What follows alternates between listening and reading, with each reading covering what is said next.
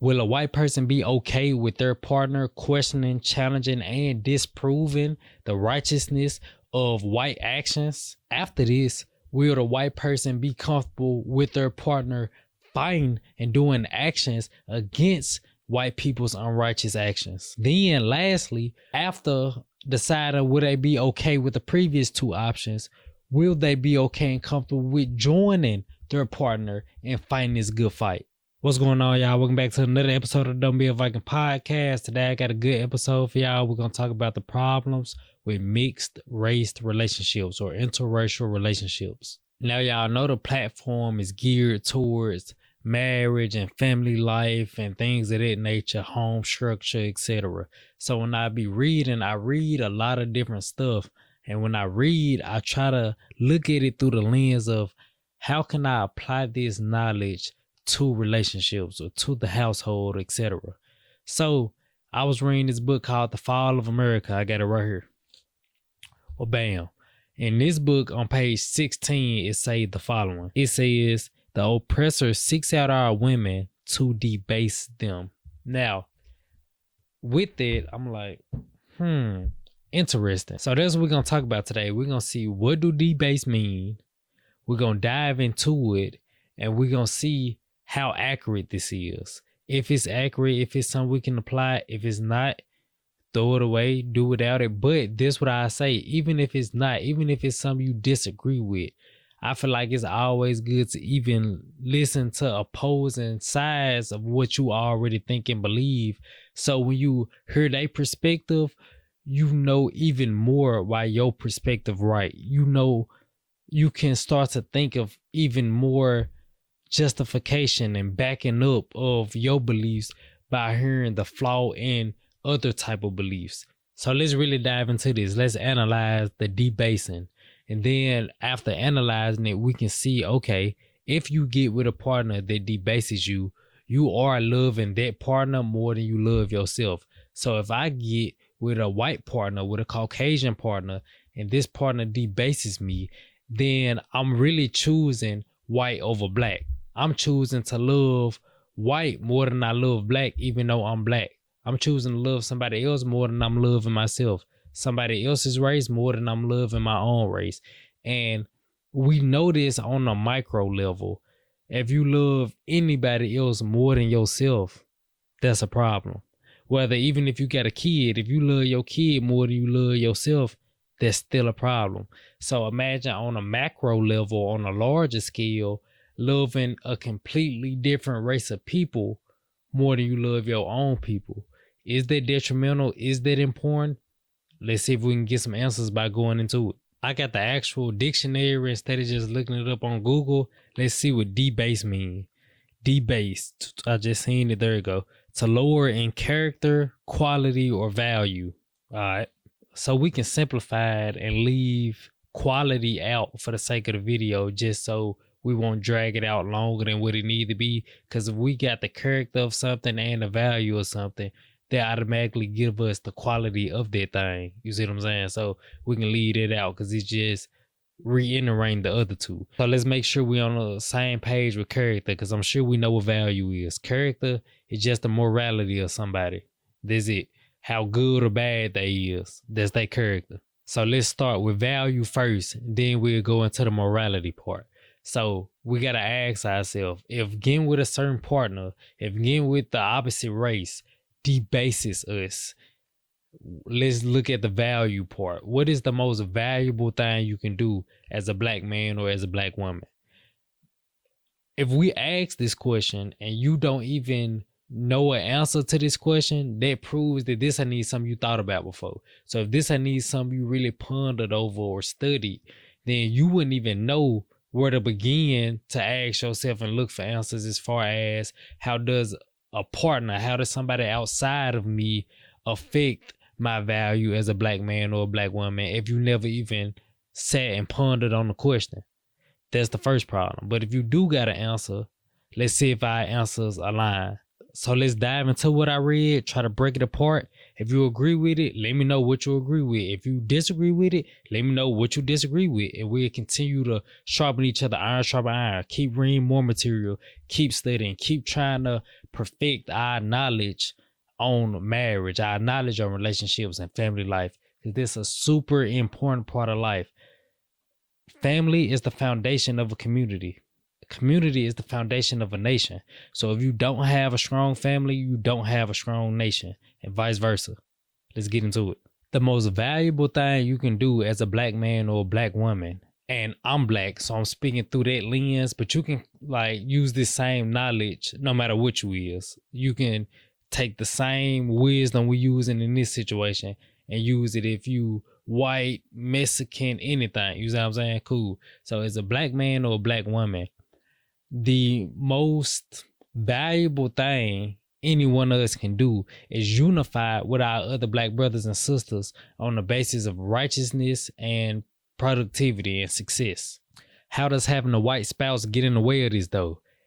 Every time when we look throughout history, black organizations try to rise up for the upliftment of black people and fight against the oppression of black people, overcoming that oppression, freeing themselves of that oppression to reach real freedom. Not just, you ain't just in chattel slavery no more, you free. Nah, to have real freedom and power and dominion over ourselves. Every time an organization try to do this, what happens? White people interferes with this, tear this down, it go left. So if history testifies that this is a consistent thing from Caucasians, what will make you think as a black person dating a Caucasian that they won't repeat this same cycle?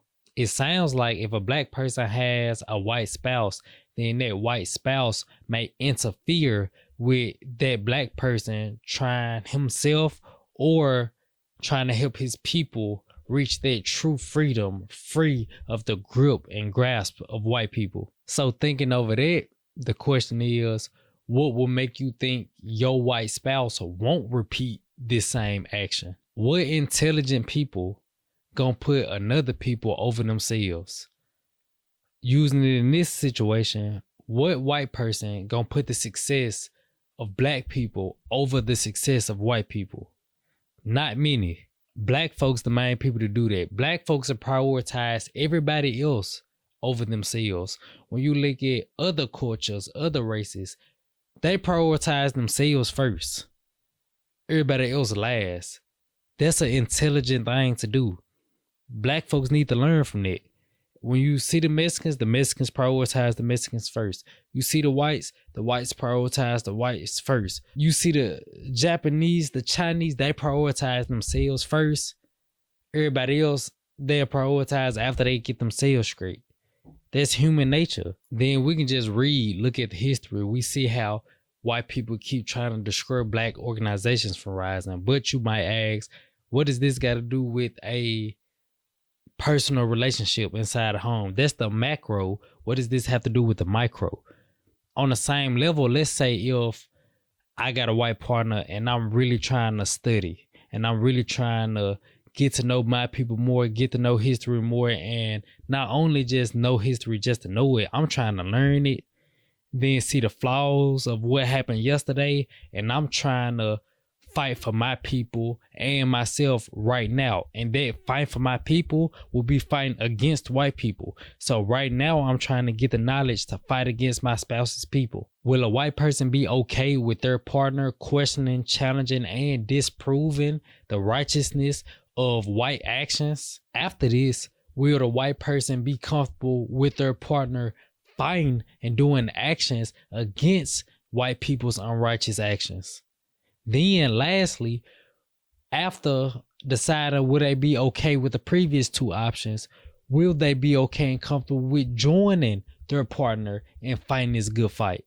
If the answer is no to any one of these, then the white spouse will be hindering the black spouse from having as much value as a black man and black woman if the most valuable thing we can do is unify with our brothers and sisters on the basis of getting more righteous and getting more successful. That's how your value is judged as a whole, as a black woman, as a black man or a black woman as a whole, how could your value be lowered in the relationship personally? All right, now we gotta say, all right, what make me valuable to my wife, or what make her valuable to me?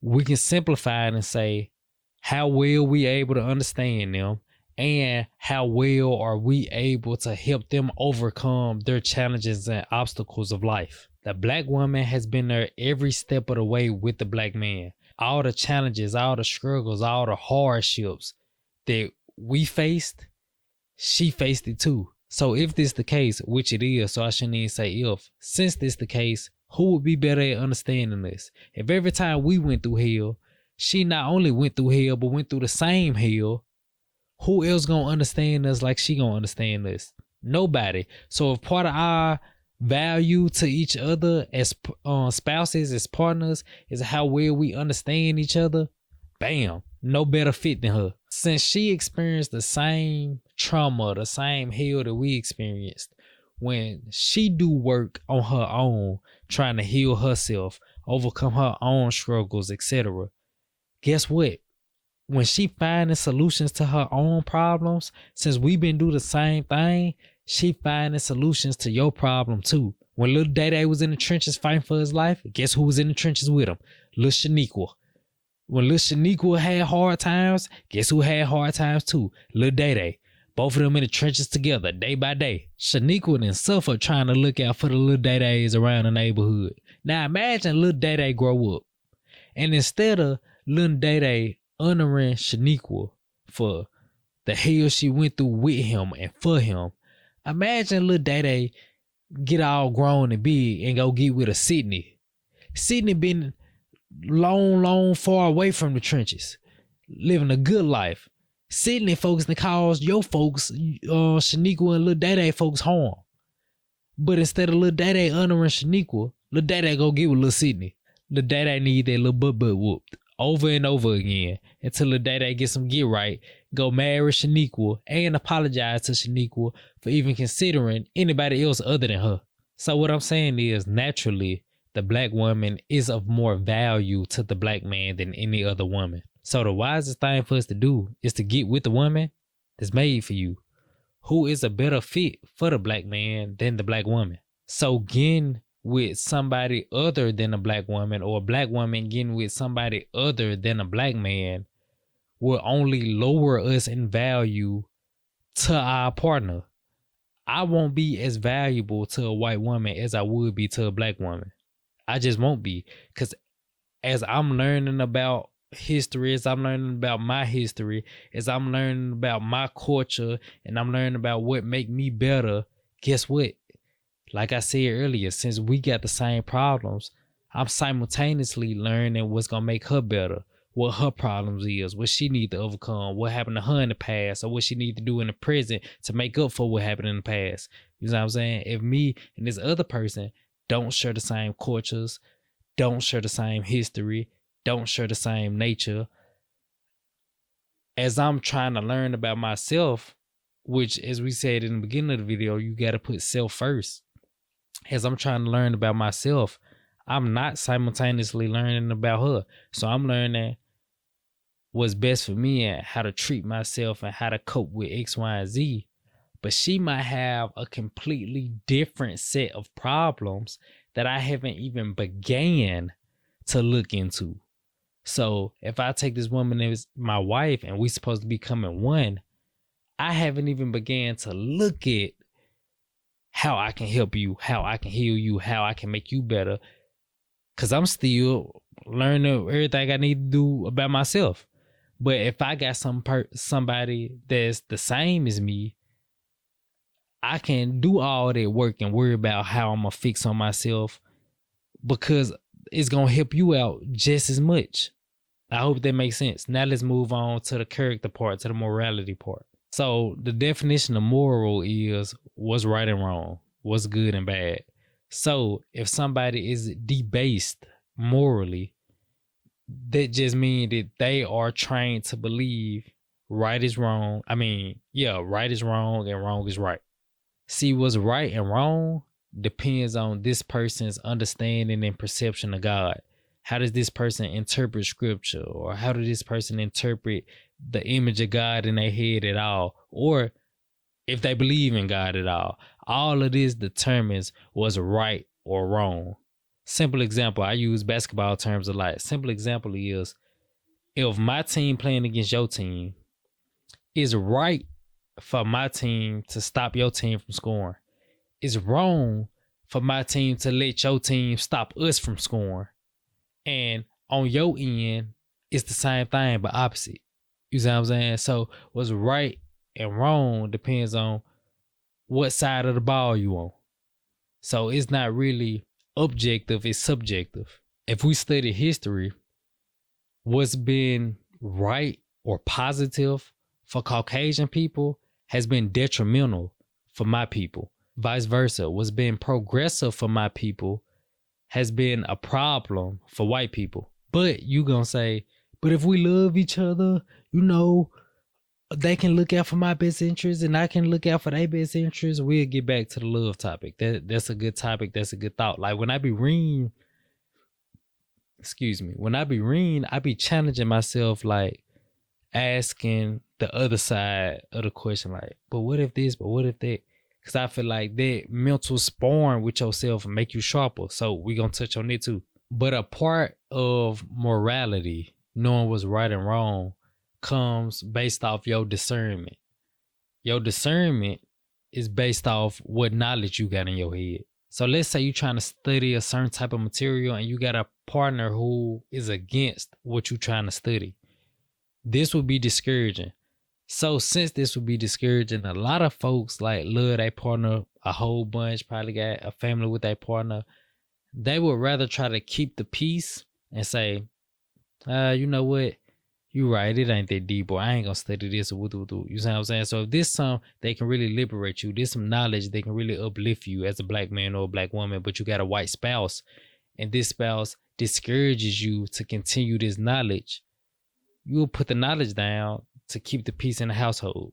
But if you do put the knowledge down to keep the peace, then this partner is doing what? Debasing you, because they will be the reason that you are not on the moral level you should be on. Because remember, your morality comes from your knowledge. Your morality comes from your discernment of what's right and wrong. Your discernment of what's right and wrong comes from your knowledge. So if this person is interfering with the type of material you study, this person is interfering with your morality. You gonna think wrong is right and right is wrong. Now let's go back to the love topic. All right. Let's say you love this person love you.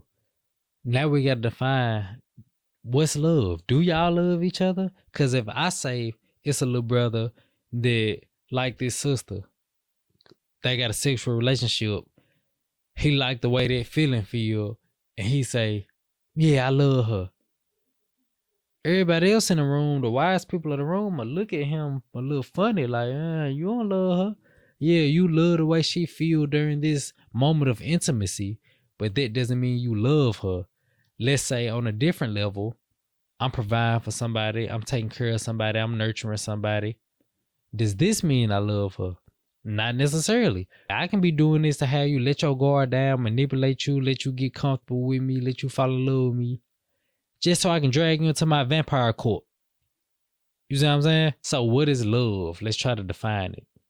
When you love something or someone, your intention will be to try to prolong the life of this thing or this person. If I love this apple tree, I'm going to do whatever I need to do day in and day out to protect this apple tree, to grow this apple tree, to make sure this apple tree bear fruit, to make sure this apple tree healthy. I'm prolonging the life of this apple tree. When you love somebody, you will try to make that person submit to the will of God, because that will be the thing that will bring out the most success out of this person or this organism or anything, making it submit to the will of God. See, this is one of the problems that pop up in my head when we try to discuss interracial marriages, because when you look at different civilizations that our brothers and sisters had over the earth, we can see a constant theme of they believe in God.